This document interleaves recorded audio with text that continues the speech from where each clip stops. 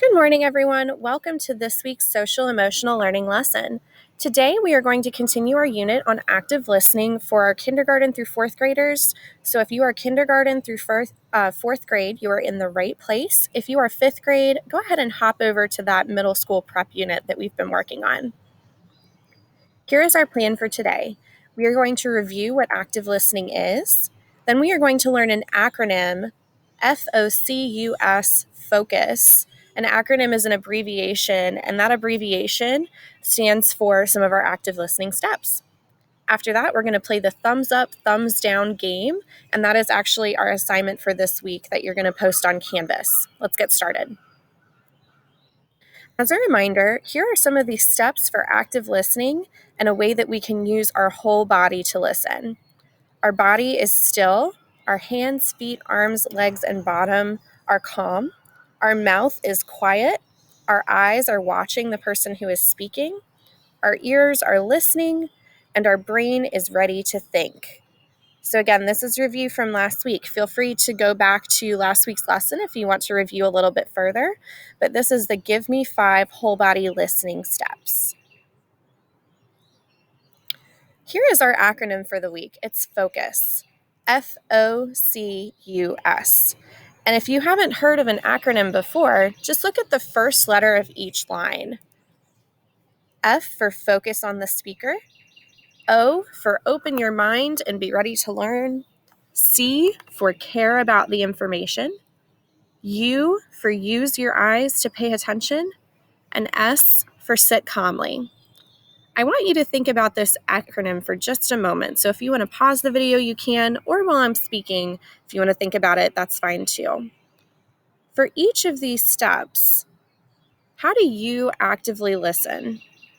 Do you use these steps when someone is speaking? Which ones do you really want to practice or work on? Which ones are you really good at?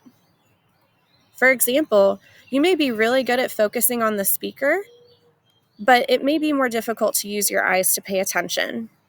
But that's a great way for the speaker to know that you're listening to them. So just think about that for a moment. Which of the steps are you really good at, and which of them do you really want to work on?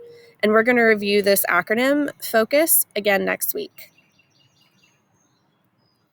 Let's go ahead and work on our assignment. This is the thumbs up, thumbs down game.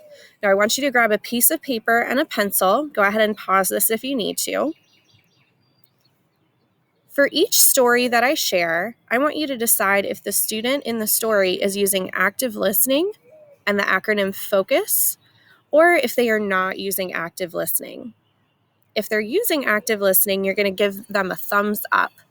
If they are not, you're going to give them a thumbs down. And you can write or draw your answers. So if you want to write the words thumbs up or thumbs down for each of these stories, you can. Or if you want to draw an arrow pointing up and an arrow pointing down, or a thumb up and a thumb down, you can do that as well. However you want to be creative in submitting this assignment is fine with me. Are you ready? Our first story. Khalid is making silly faces at his classmate who is working on an assignment.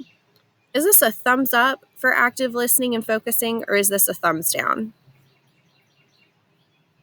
Number 2, Jean is talking to a friend while the teacher is speaking to the class. Thumbs up or thumbs down?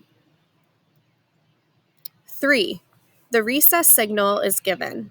All the students stop playing Foursquare and turn to the supervisor to listen for instructions. Is this a thumbs up or a thumbs down? 4, Selah is waving her hand to answer a question while saying, "Ooh, ooh." Is this a thumbs up or a thumbs down? 5, while the teacher is giving instructions for an assignment, Abdul sits quietly and listens. Then he raises his hand to ask a question. Is that a thumbs up or a thumbs down? So you should have 5 answers for this assignment, giving a thumbs up or a thumbs down to each of these stories. If you need a little bit of review, or if you want to do the assignment again and have me read them again, go ahead and just rewind this video, and you are welcome to do that as many times as you need. so that you feel comfortable with your submission for the assignment. And don't forget, upload your assignment to Canvas so that I can see your amazing work. That is all that we have for this week. I cannot wait to see you next week so that we can continue working on active listening and we have another fun assignment for then. Don't forget to submit your thumbs up, thumbs down assignment to Canvas. And as always, if you have any questions, please reach out to me or Mrs. Almond. Take care. Bye-bye.